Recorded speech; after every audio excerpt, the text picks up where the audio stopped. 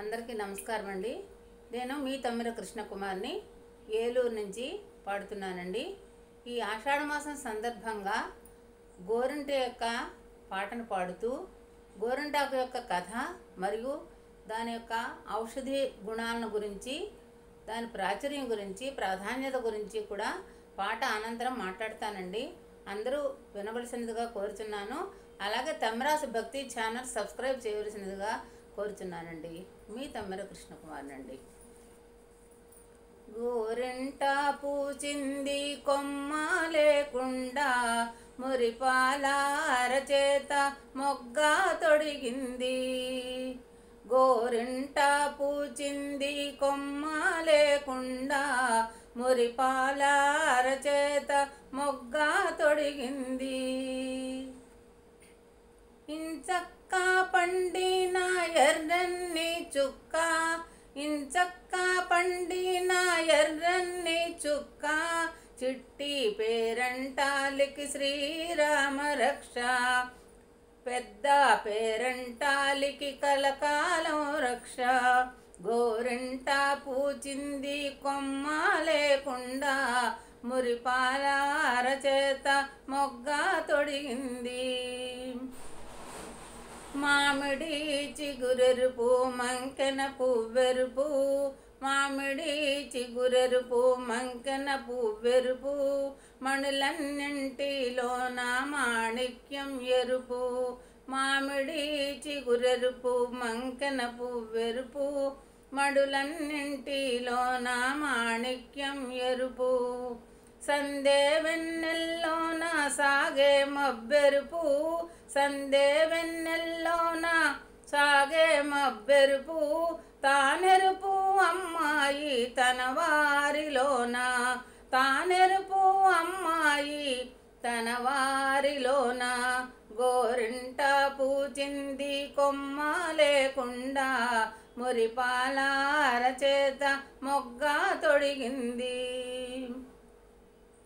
మందారంలా పూస్తే మంచి మొగుడొస్తాడు, గన్నేరులా పూస్తే కలవాడొస్తాడు. మందారంలా పూస్తే మంచి మొగుడొస్తాడు, గన్నేరులా పూస్తే కలవాడొస్తాడు. సింధూరంలా పూస్తే చిట్టి చేయంత, సింధూరంలా పూస్తే చిట్టి చేయంత, అందాల చందమామతనే దిగి వస్తాడు. గోరింట పూచింది కొమ్మ లేకుండా, మురిపాల అరచేత మొగ్గ తొడిగింది. పడకూడదమ్మా పాపాయి మీద పాపిష్టి కళ్ళు, కోపిష్టి కళ్ళు, పడకూడదమ్మా పాపాయి మీద పాపిష్టి కళ్ళు, కోపిష్టి కళ్ళు.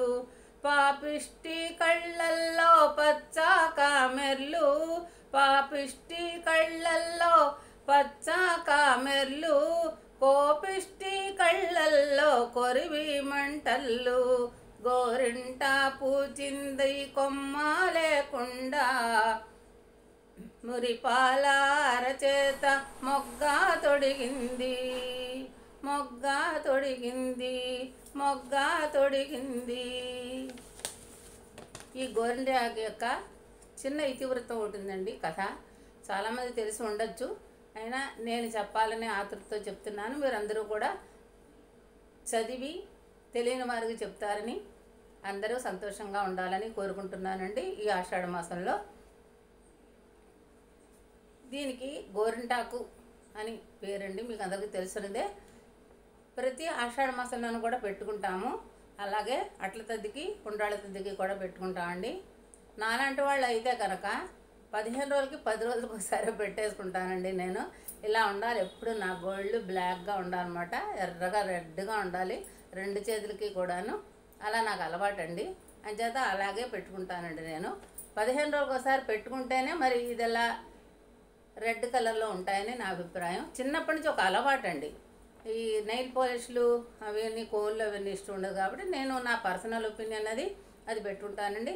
అయితే ఈ గోరింటాకు యొక్క కథలోకి వస్తే కనుక పర్వతరాజు కుమార్తె పార్వతిని మీకు అందరికీ తెలుసున్నదే. ఆవిడనే గౌరీదేవి అని కూడా అంటారు. ఈ గోరింటాకు అంటే గౌరీదేవి యొక్క ఆకు అని ఒక అర్థం అండి. అట్లాగే గోళ్ళకు పెట్టుకునేటువంటి పేస్ట్ అని ఒక అర్థం ఉంది గోరింటాకుకి. ఇది శుభకార్యాలకి ఇప్పుడు నిత్యం కూడా ఫంక్షన్స్లో ఇది ఒక ఫంక్షన్ కింద ఒకరోజు నియమించుకొని చక్కగా ఆనందంగా సరదాగా లేడీస్ అందరూ కూడా గడుపుతున్నారండి దీన్ని. అయితే ఇది మామూలుగా ఆకులు పెట్టుకుంటే ఉన్నటువంటి సారం కోన్లకు ఉండదండి. అందులో అనేక రసాయనాలు కలుస్తాయి కాబట్టి ఆకు దొరికినంత వరకు ఆకును వాడుకుంటూనే మంచిదండి. ఈ కథ ఏమిటంటే, ఒక రోజుని ఆవిడ పార్వతీదేవి ఆ పర్వతరాజు కుమార్తె అక్కడ ఆ పర్వతాల్లో తిరుగుతూ చెలికత్తెలతో రజస్సులైంది ఒకసారి. అయినప్పుడు ఆవిడ యొక్క రక్తపు చుక్క నేల మీద పడి ఒక మొక్క మొలిచిందండి. ఆ మొక్క చిన్న మొక్క వచ్చింది. అది పెరిగిపోతోంది, పైకి పెరిగిపోతోంది. అప్పుడు ఈ చెలికత్తెలు గబగబా పరుగున వెళ్ళి పర్వతరాజుని భార్యని పిలుచుకొచ్చారు. వాళ్ళు వచ్చి ఏంటమ్మా అనుకున్నారు. ఏమిటి ఇలా పెద్దదైపోతున్నావు నువ్వు అని అడిగారు చెట్టుని. అడిగితే రుద్రాంశలో నేను పుట్టానండి, జన్మించాను, అంచా నేను ఇలా పెద్దదాన్ని అవుతున్నాను అని చెప్పిందనమాట. అంచేత ఆవిడకి ఆ చెట్టు కూడా పవిత్రమైందండి. మనకి గౌరీదేవితోనే సమానం మనకి ఆ చెట్టు కూడాను. తులసి మొక్క ఎంతో గోరింట మొక్క కూడా అంతేనండి. అనేక ఔషధీ గుణాలు కూడా ఇందులో ఉన్నాయి, మీకు అందరికీ తెలిసిన విషయమేను.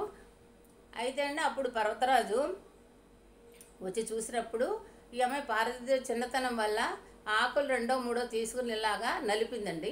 నలిపినప్పుడు రెడ్గా వచ్చే గోళ్ళు వేళ్ళును ఆ 3ను వచ్చినప్పుడు అతను భయపడ్డారు. భార్యాభర్త పర్వతరాజు భార్య భయపడి, ఏమిటమ్మా అలా దెబ్బ తగిలిందా ఏంటి, రక్తం వస్తుందా ఏమిటి, అలా అయింది ఏంటి, నొప్పి ఉందా, మంట ఉందా అని అడిగారు వాళ్ళు. లేదు నాన్నగారు, నాకేమీ లేవండి, చక్కగా అందంగా కూడా ఉందండి, ఎర్రగా అయిందండి, ఇది నలిపితేను అని చెప్పింది. అంచేత మానవ లోకంలో ఉన్న వాళ్ళందరికీ కూడా స్త్రీ సౌభాగ్యంగా దీన్ని చెప్తారండి.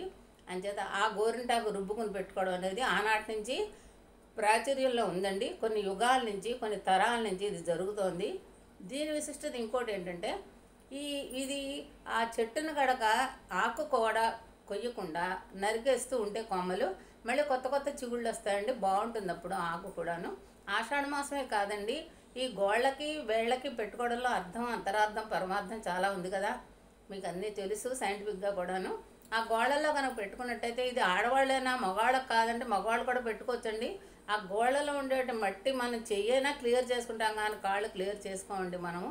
అంచేది ఏంటంటే మనం కంపల్సరీగా గోరింటాకు పెట్టుకుంటే కనుక అందులో అంటే మట్టి అన్నీ కూడా పోతాయండి. ఒకవేళ పస్సు పెడితే, పూర్వం గోరు చుట్టూ అనేవారు కదండి, ఇప్పుడైతే గోరు చుట్టూ లేవండి అసలు. ఎందుకంటే ఇప్పుడు క్లెన్లీనెస్ ఎక్కువే ఉన్నాయి, అన్నింటికి మిషన్స్ వచ్చేసాయి. అంచేది నీళ్లలో తడవడం అంతగా లేదు. పని మనుషులకు కూడా పెద్దగా గోరు చుట్లు అవి కూడా రావట్లేదండి, అంటు తోముకునే వాళ్ళకి కూడాను. అంచేది ఏంటంటే అలా వచ్చిన వాళ్ళకి ఇది కనుక గోరింటాకు కనుక వేసినట్టయితే తగ్గుతుందండి. అలాగే మనకు కురుపు వేసి పుండు కనుక పడినట్లయితే దానికి కూడా ఇది బాగుంటుందండి. దీనివల్ల అలంకారం బాగుంటుంది, అందం బాగుంటుంది, ఆరోగ్యం బాగుంటుంది, మనసు హ్యాపీగా ఉంటుందండి గోరింటాకు నూరుకుని పెట్టుకుంటే కనుక. అయితే ఈ సమయంలోనే గర్భాశయ దోషాలు కూడా పోతాయండి దీనివలన. దీనికి కుంకుమకి డౌట్ వచ్చిందండి.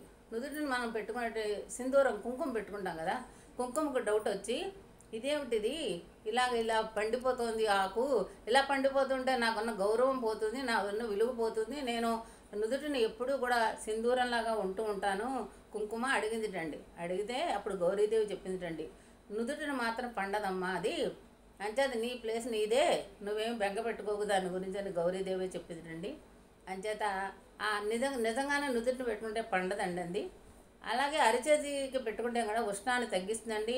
ఈ క్రిమికీటకాలు వర్షాకాలానికి ఎండాకాలానికి మీడియంలో ఆషాఢ మాసం వస్తుంది కాబట్టి, అంటే ఆషాఢ మాసంలోనే ఎందుకు పెట్టుకోవాలని పెద్దలు చెప్పారు అనే దానికి జవాబు ఏమిటంటే, ఈ ఎండాకాలానికి వర్షాకాలానికి మధ్యలో వచ్చేటువంటి టైం కాబట్టి క్రిమికీటకాలు ఎక్కువగా ఉంటాయని, బురద ఉంటుందని, ఆ బురదలో నడిస్తే కూడా కాళ్ళు కూడా పాడవుతాయని, చేతులు పాడవుతాయని చెప్తానండి.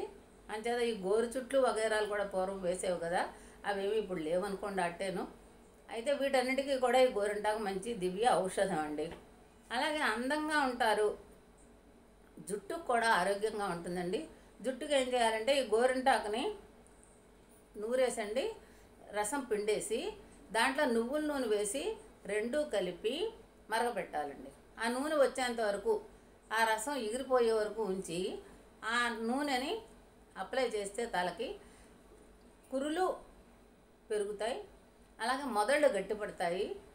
తెల్ల జుట్టు ఉంటే ఎరుపు వస్తుంది ముందు, తర్వాత నెమ్మదిగా నల్లబడుతుందండి. ఒకేసారి నల్లబడుతుందని చెప్పలేం కానీ అంతకంతకి నల్లబడుతుందండి. అయితే ఈ గోరింట ఆషాఢ మాసం వచ్చేసరికి వాళ్ళ అమ్మ దగ్గరికి వెళ్ళిపోతుందండి. ఎక్కడికి? గౌరీదేవి దగ్గరికి వెళ్ళిపోతుంది అనమాట. అంచేతే మనకి పెళ్ళైన కొత్తలో ఫస్ట్ ఇయర్ పుట్టింటికి పంపిస్తూ ఉంటారండి ఆడపిల్లల్ని. అయితే పుట్టింట్లో ఉన్నా అత్తింట్లో ఉన్నా మనం విడిగా ఉన్నా ఎక్కడున్నా ఆ జన్మాంతం ఇది పెట్టుకుంటామండి. మనం పెట్టుకున్నప్పుడు అమ్మ దగ్గర ఉన్నటువంటి అనుభూతే మనకి కలుగుతూ ఉంటుంది అనమాట అండి. గౌరీదేవి దగ్గర ఉన్నటువంటి అనుభూతే మనకి కలుగుతుంది. ఈ శరీర తత్వం వల్ల కూడా పండకపోవడం అనేది ఉంటుందండి. ఎక్కువ వేడి శరీరం అయితే బాగా నల్లబడిపోతుందండి గోరింటాకు పెట్టుకుంటాను.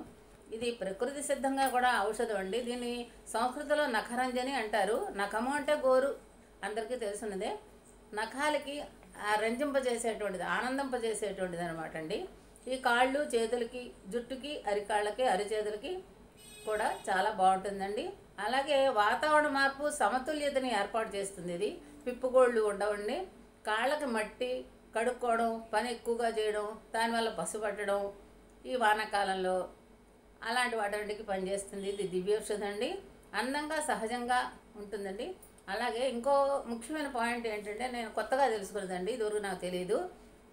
కడుపుతో ఉన్నవాళ్ళు కనుక ఇందులో చింతపండు కానీ, ఏ రసాలు కానీ, వక్కలు కానీ వేయకుండా రుబ్బుకుని దాన్ని చిన్న చిన్న ముద్దల కింద కడుపుతో ఉన్నవాళ్ళు కనుక ఎవ్రీడే కానీ, రోజు విడిచి రోజు కానీ తిన్నట్టయితే పిల్లలు కూడా కలర్ఫుల్గా పుడతారు అని ఒక నానుడి.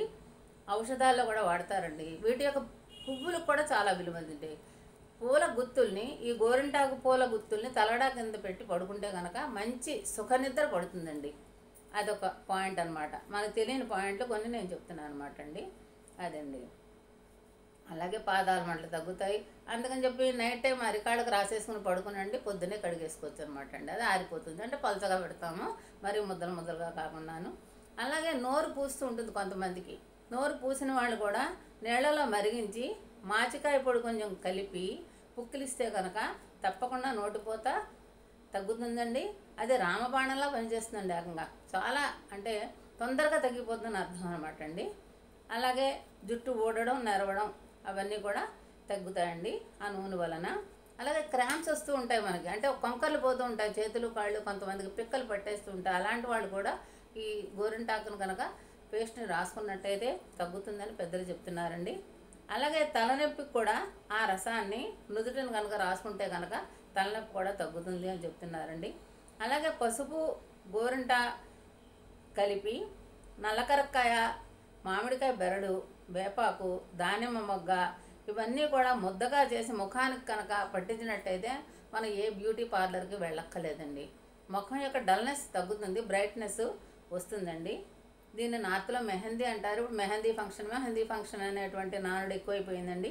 గోరింటాకు అనేటువంటి మాట కంటే కూడా మెహందీ అనేది ఎక్కువ వస్తుంది. అది కోన్లు పెడుతున్నారండి, శుభకార్యాల్లోనూ సంబరాలు చేసుకుంటున్నారు.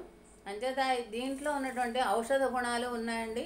తర్వాత అందానికి అందం, తర్వాత గర్భాశయం మీద పనిచేస్తుంది ఇది.